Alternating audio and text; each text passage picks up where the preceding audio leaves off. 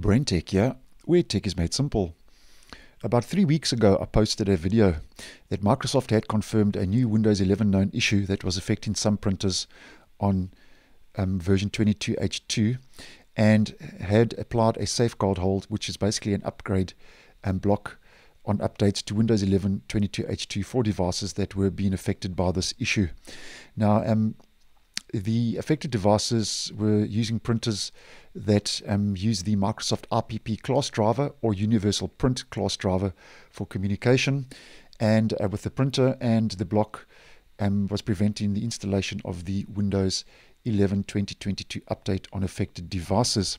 Now, just to do a follow-up from that video, as if we head over to the known issues page, I may have good news. And the issue was reported on the 29th of September, and then last week, so this is actually a couple of days old already, but Microsoft has resolved the issue on the 21st of October. So if you have been affected, just to let you know that they say here, important notes, October the 21st, a troubleshooter has been released which will automatically download and resolve the issue on affected devices running Windows 11 version 22H2.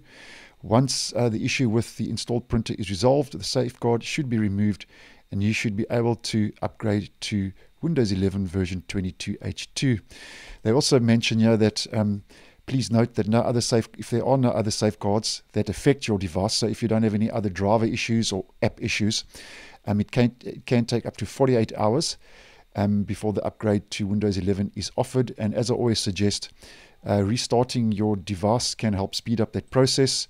And then once you've restarted your device, you can also head over to Windows Update and just check and seek for the update.